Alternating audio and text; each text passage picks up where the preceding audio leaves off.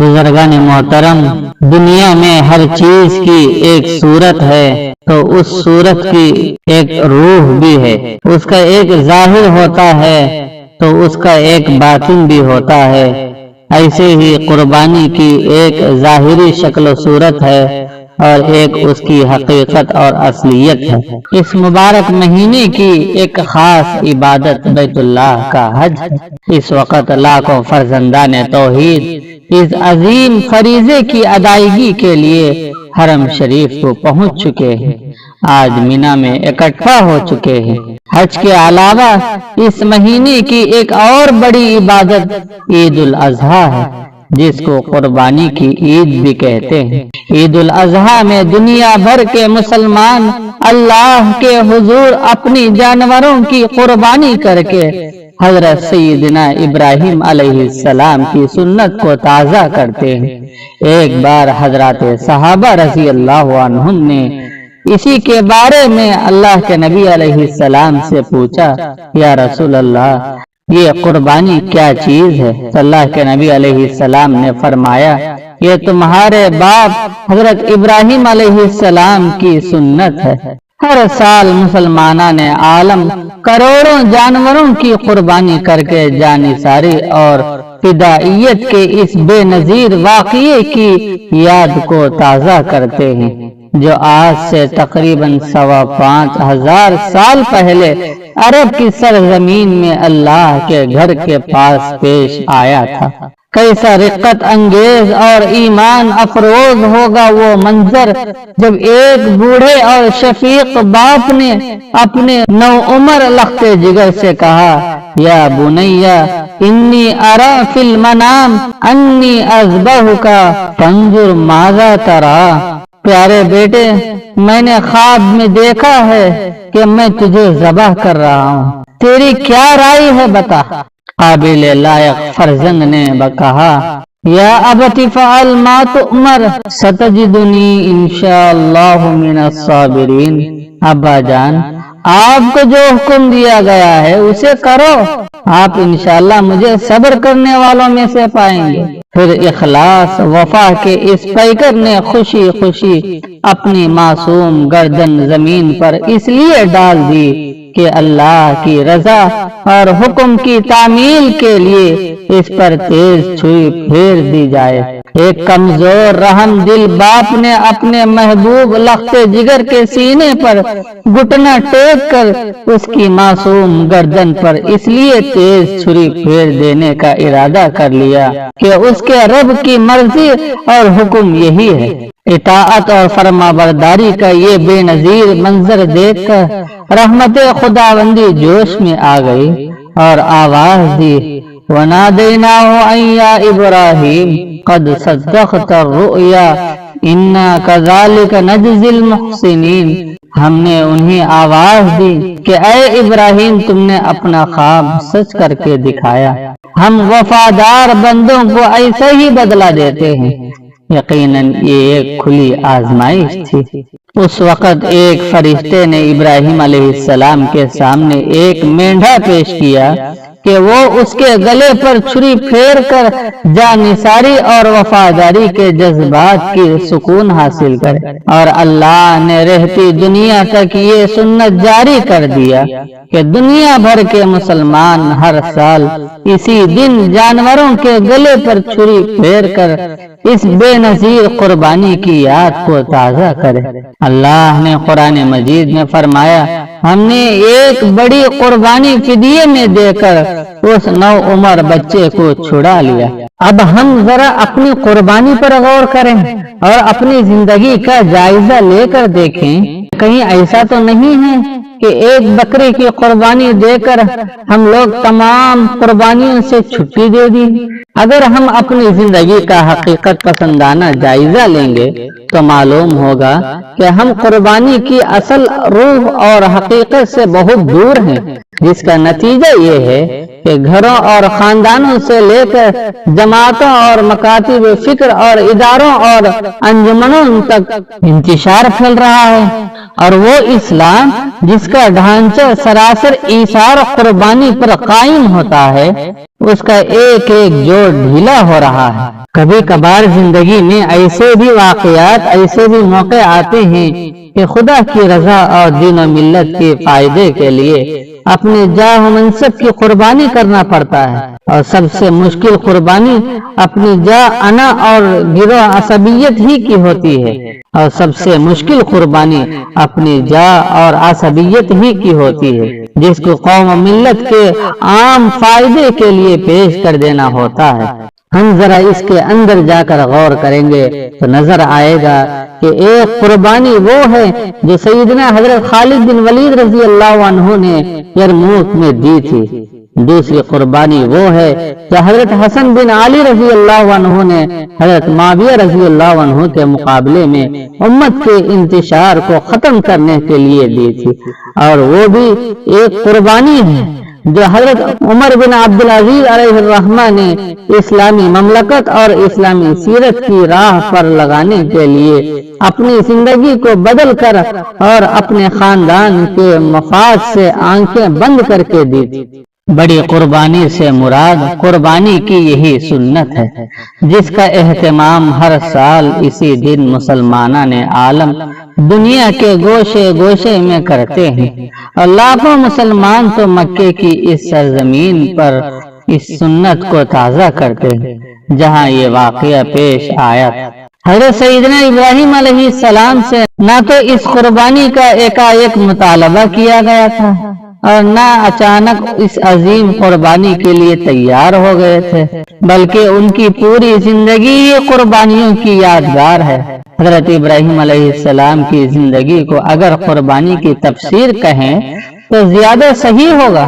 اللہ کے راستے میں قربانی دینے کا مفہوم اگر آپ جاننا چاہتے ہیں تو ضروری ہے کہ آپ حضرت ابراہیم علیہ السلام کی زندگی کو مطالعہ کریں۔ اللہ کے خاطر آپ ماں باپ کی شفقتوں سے محروم ہوئے، ان کی دولت اور آسائش سے محروم ہوئے، خاندان اور برادری کی حمایت اور سہارے سے محروم ہوئے، خاندانی گدی سے محروم ہو گئے، وطن عزیز سے نکلنا پڑا۔ اللہ ہی کے خاطر آتش نمرود میں بے خطر کود کر آپ نے اللہ کے حضور اپنی جان نذر کر دیا۔ اللہ ہی کی رضا اور اطاعت میں آپ نے اپنی محبوب بیوی اور اکلوتے بچے کو ایک ریگستان جنگل میں لاہ کر ڈال دیا، اور جب یہی بچہ ذرا شعور کی عمر کو پہنچ کر کسی لائق ہوا تو حکم ہوا کہ اپنے ہاتھوں سے اس کے گلے پر چھری پھینک کر دنیا کے ہر سہارے اور تعلق سے کٹ جاؤ اور فرما بردار بن کر کامل اسلام کی تصویر پیش کرو۔ اذ قال له ربه اسلم قال اسلمت لرب العالمین، جب ان سے ان کے رب نے کہا کامل اطاعت کرنے والے ہو جاؤ تو بے سوچے سمجھے کہا میں رب العالمین کا کامل اطاعت کرنے والا ہو گیا۔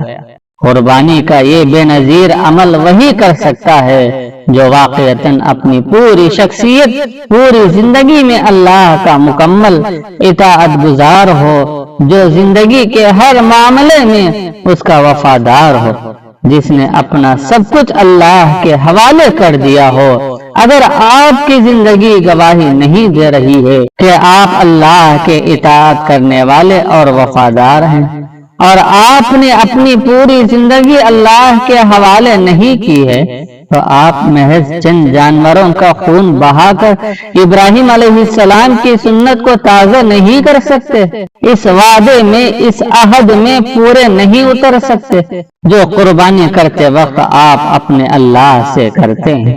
دنیا کے مسلمان اس دن جانوروں کا خون بہا کر اللہ سے عہد کرتے ہیں کہ اے اللہ ہم تیرے مسلمان بندے ہیں، تیری اطاعت اور فرما بردار کرنے والے بندے ہیں، تیری کامل اطاعت ہی ہمارا شیوا ہے، ہم تجھ سے وفاداری کا اعلان کرتے ہیں، اپنے بزرگوار اسماعیل کی طرح تیرے حضور اپنی گردن پیش کرتے ہیں۔ پروردگار، تو نے ہی قربانی کی یہ سنت جاری کر کے اسماعیل علیہ السلام کی گردن چھڑائی تھی۔ ہم جانوروں کا خون بہا کر اپنی گردن چھڑاتے ہیں، مگر ہمارا سب کچھ تیرا ہی ہے۔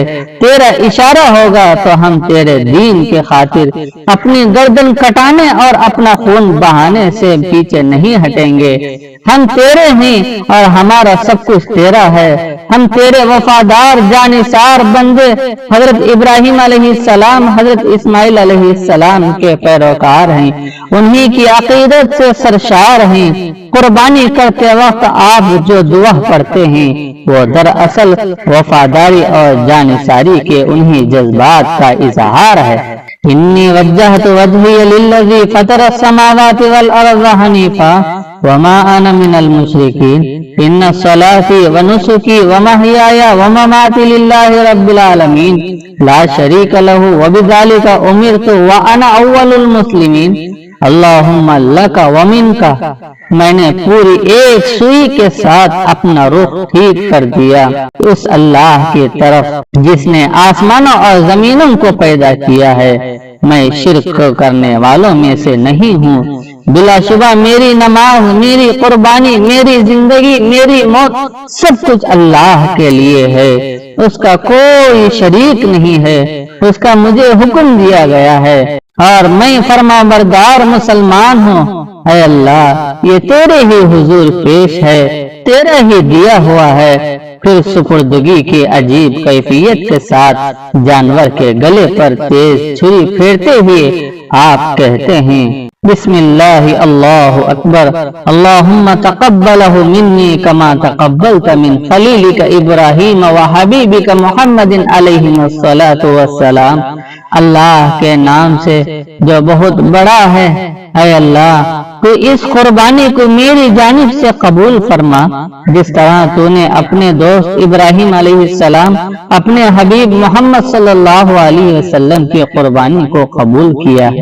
آج امت مسلمہ جن خطرات حوادثات سے دوچار ہیں، ان میں ان تینوں قسم کی قربانیوں کی ضرورت ہے۔ کیا ہم اس کا حوصلہ رکھتے ہیں کہ جانور کی گردن پر چھری چلاتے وقت قربانی کی اصل روح کو تازہ کر کے اپنی ہر ایک خواہش پر چھری چلا دیے، جس کے پورا کرنے میں دین و ملت کو نقصان پہنچتا ہو؟ بکرے کی قربانی کرنا تو آسان ہے، لیکن اپنی انا اور جذبات کی قربانی آسان نہیں ہے۔ علامہ سید سلیمان ندوی علیہ الرحمہ نے اس کی جو حقیقت بیان کی ہے اس پر ذرا غور کرے۔ روحانی قربانی جسمانی قربانی کے مقابلے میں یقیناً ذبح عظیم ہے، بڑی قربانی ہے۔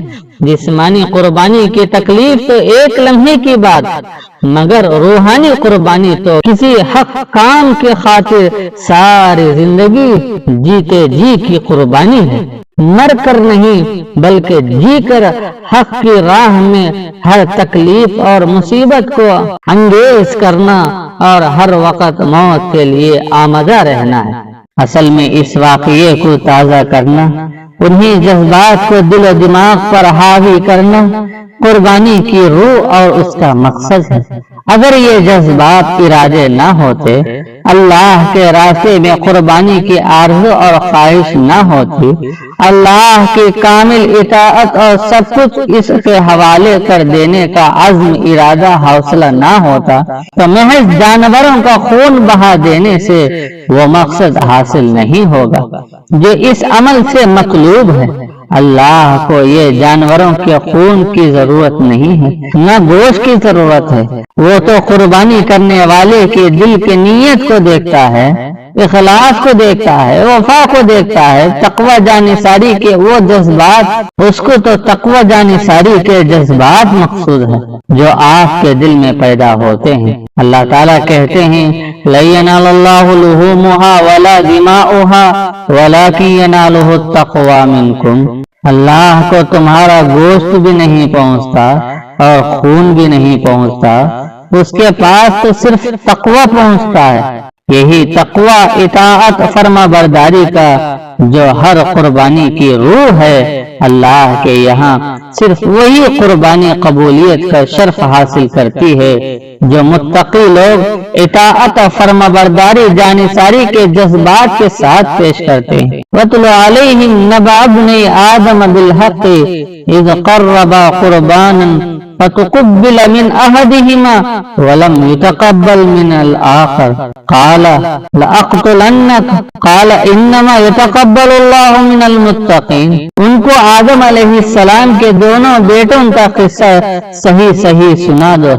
جب ان دونوں نے قربانی کی تو ان میں سے ایک کی قربانی قبول کی گئی اور دوسرے کی قبول نہیں کی گئی، تو اس نے کہا میں تجھے مار ڈالوں گا۔ اس نے جواب دیا اللہ تو متقیوں ہی کی قربانی قبول کرتا ہے، یعنی تیرے دمبے کو اگر آسمانی آگ نے نہیں جلایا اور اللہ نے اسے قبول نہیں کیا تو اس میں میرا کیا قصور ہے جو مجھے قتل کی دھمکی دے رہا ہے؟ اپنی اصلاح کی فکر کر، تیرے اندر ہی کھوٹ ہے۔ اللہ تو صرف متقی لوگوں کی قربانی ہی کو قبول کرتا ہے۔ عزیزان گرامی، تقوی اور اخلاص اور وفاداری جانثاری کے یہ جذبات اس طرح پیدا نہیں ہوتے۔